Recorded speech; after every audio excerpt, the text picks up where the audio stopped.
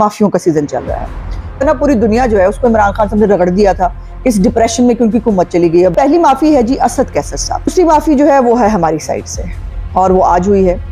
हाजिर जनाब सर मैं गुलाम, अमरीकी साजिश है ना, अमरीकी साजिश आ गई, साइफर आ गया,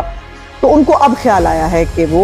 रूलिंग जो है वो गलत थी। उसको देखें, वो इदारों में जो लोग बैठे हैं जब बड़े ओहदों पे हों तो आपको ज़ातियात छोड़ देनी चाहिए। ये इमरान खान ने क्यों नहीं समझाई थी असद कैसर साहब ने जब वो फिरौन बना हुआ था। और वकला भी जो है वो सड़कों पे थे और वकला ने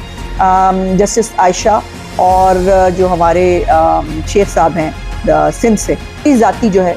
वो राय के बावजूद मुझे हुकूमत के कहने पर जो है ये वोट डालना पड़ा। तो पर वो सुनने बैठ गए हैं और उन्होंने पार्लियामान का जो एक हक है कानून बनाने का उसको उन्होंने चैलेंज किया है।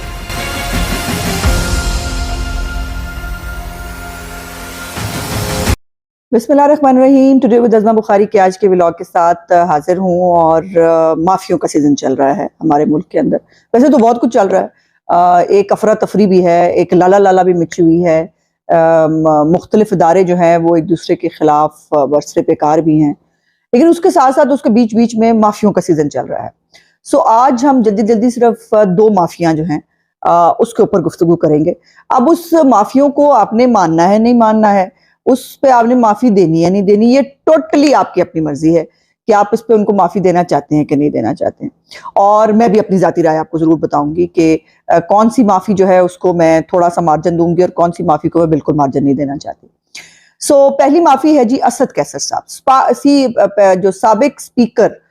जो है कौमी असम्बली के तहरीक इंसाफ के जो है वो टाइगर हैं और उन्होंने कल एक इंटरव्यू में उन्होंने माफी मांगी और उन्होंने कहा कि उनसे जो है वो गलती हुई जो अप्रैल 2022 के अंदर उन्होंने जो रूलिंग दी थी, और वो मशहूर ज़माना रूलिंग है, आपको याद होगी कि वो रूलिंग क्या थी। वो अमरीकी साजिश है ना, अमरीकी साजिश आ गई, साइफर आ गया और हमारे खिलाफ हम कोई गुलाम हैं, वो सारा वो तमाशा उसके ऊपर क्रिएट हुआ। तो उनको अब ख्याल आया है कि वो रूलिंग जो है वो गलत थी, उसके ऊपर उन्होंने माफी मांगी और उन्होंने कहा कि हमने फिर उसके बाद सुप्रीम कोर्ट के फैसले का एहतराम किया। तो और तो बंदा पूछे करना किसी, मतलब कान पकड़ के सुप्रीम कोर्ट ने आपको बाहर खड़ा कर दिया था और वो पता ना प्रिजन वैन और थप्पड़ थप्पड़ उसकी भी बातें चल रही थी। तो उसके ऊपर जो है वो बाद में फिर उन्होंने आखिर पे तरला मिन्नत भी एक वो किया। उन्होंने कहा कि वो देखें, वो इदारों में जो लोग बैठे हैं वो अपनी अना से बुलंद हो जाएं, जब बड़े ओहदों पे हों तो आपको जातियात छोड़ देनी चाहिए। ये बातें वैसे सारी इमरान खान को क्यों नहीं समझाई थी असद कैसर साहब ने जब वो फिरौन बना हुआ था और ना वो इदारे को इदारा समझ रहा था, ना वो सियासी मुखालफीन को जिंदा रहने का हक देना चाहता था। सो जो आज वो जो है वो तरतीब क्या कहते हैं तदबीरें कर रहे हैं, या आज जो वो रोना पिटना मचा रहे हैं, वो हम कहते थे ना, खासतौर पे मैं जरूर कहती थी अगर आपको याद हो कि उन्हीं करो जिन्नी कल सार लेना। तो उस वक्त नहीं सुना ना, बंदा जब कुर्सी पे बैठा हो तो उनका दिमाग खराब हो जाता है। लेकिन ये बात माफी की नहीं है, इस जो एक आइन शिकनी है जिसके ऊपर मैं आइन शिकनी नहीं कह रही, ये सुप्रीम कोर्ट जो है उसके बेंच ने जो है फैसला देते हुए जब कौमी असम्बली को बहाल भी किया और इन्होंने कौमी असम्बली तोड़ दी थी, याद है ना आपको, फटोफट वो मतलब तैयार बैठे थे डेंटल भाईजन और फटाफट जो है वो फैसला हुआ जब पता लग गया कि इनके बंदे पूरे हैं और तरीके दमतमाद कामयाब हो जाएगी, तो उन्होंने फटाफट जो है वो असम्बली तोड़वा दी। वो असम्बली भी उन्होंने बहाल की और कहा कि आइन शिकनी जो है वो हुई है। और इसके ऊपर मैं हमेशा कहती हूँ कि मुझे अपनी हुकूमत से गिला है कि इन्होंने ये जो आइन शिकनी है इसको माफ कैसे कर दिया। ये कोई जाती जुर्म नहीं किया था इन्होंने, आइन शिकनी थी। अगर उस वक्त इसके ऊपर सुप्रीम कोर्ट ने कहा था कि अगर आप हुकूमत चाहे तो मुकदमा चला सकती है, लेकिन हुकूमत ने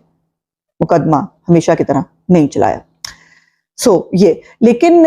क्या इससे असद कैसर साहब से बंदा पूछे कि क्या इससे जो आपने पूरी दुनिया को पाकिस्तान के खिलाफ खड़ा किया, अच्छा आपको पता ना खाली अमेरिका नहीं था, एक दफा 2-4 तकरीरों में यूरोपीय यूनियन में घुसा था बीच में, यूरोपीय पूरे मुल्क जो है ना, पूरी दुनिया जो है उसको इमरान खान साहब ने रगड़ दिया था इस डिप्रेशन में कि उनकी हुकूमत चली गई है, बादशाह सलामत जो है वो कुर्सी से नीचे उतार दिए गए।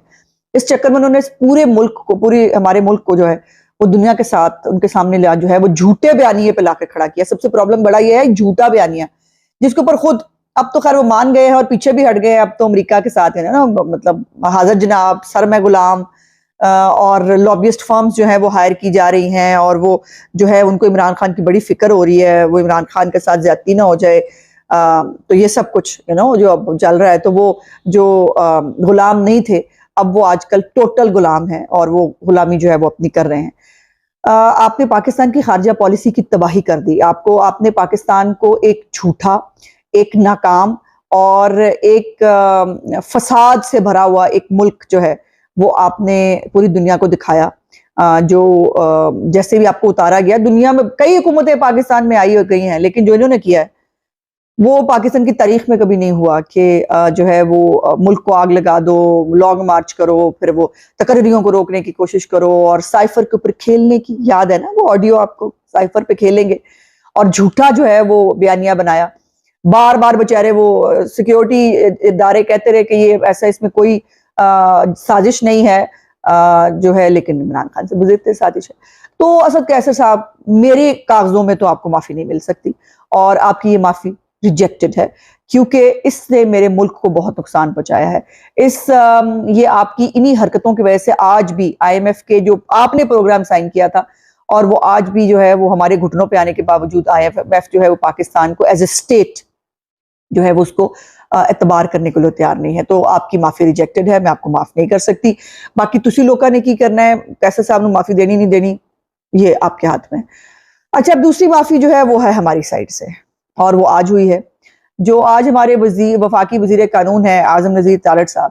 انہوں نے جو ہے وہ، میرے لیے تو انکشاف نہیں تھا، میں تو پہلے سے اس بارے میں مجھے نو ہاؤ تھی کہ جو، اور میں اس کو آپ کو پتہ ہے ایک دفعہ پہلے بھی بات 2 دفعہ کر چکی ہوں اپنے ولاگز کے اندر، کہ جو ووٹ دیا تھا سپریم جوڈیشل کاؤنسل میں، اس وقت بہت آپ کو پتہ ہے کہ ایک پیک پہ تھا، عطا بندیال صاحب بہت مشکل میں تھے، ان کے جو جوڈیشل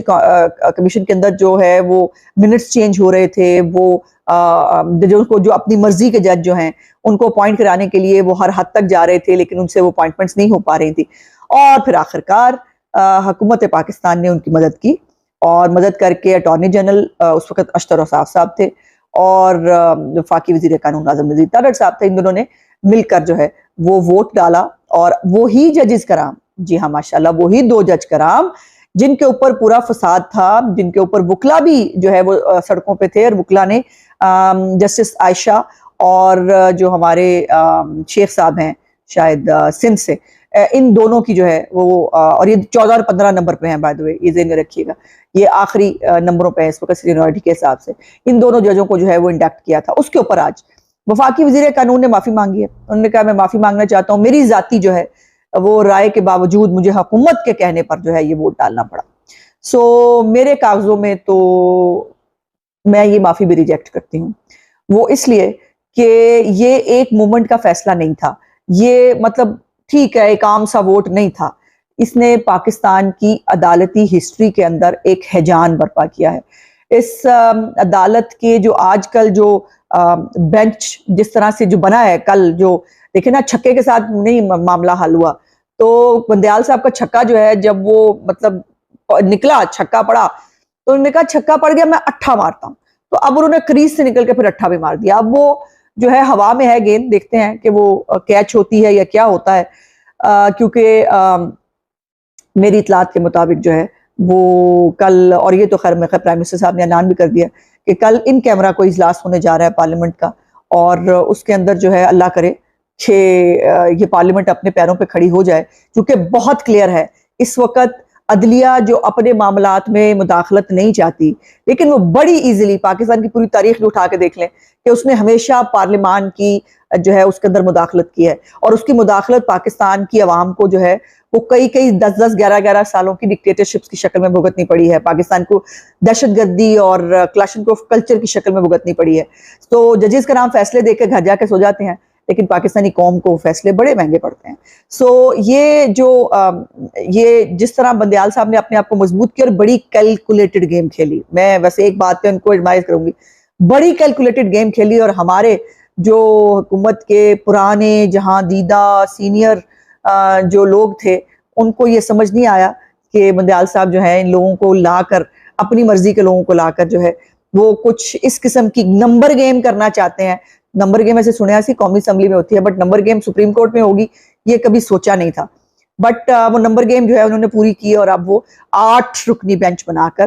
انہی تمام اختیارات پر جو چیف صاحب کے اختیارات ہیں، جو ان سے لیے جانے چاہیے، جو جمہوریت کہتی ہے،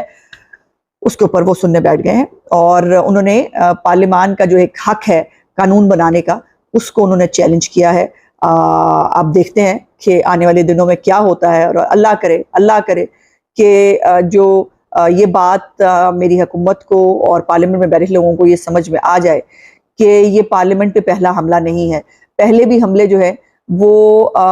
پارلیمان نے برداشت کر لیے، لیکن اناف از اناف، کہیں اس کو ختم ہونا چاہیے اور پارلیمان پہ یہ حملے برداشت نہیں کیے جائیں گے۔ میرا آج کا ولاگ دیکھنے کا بہت بہت شکریہ۔ میرے چینل کو لائک، سبسکرائب اور شیئر ضرور کر دیجیے گا۔ خدا حافظ۔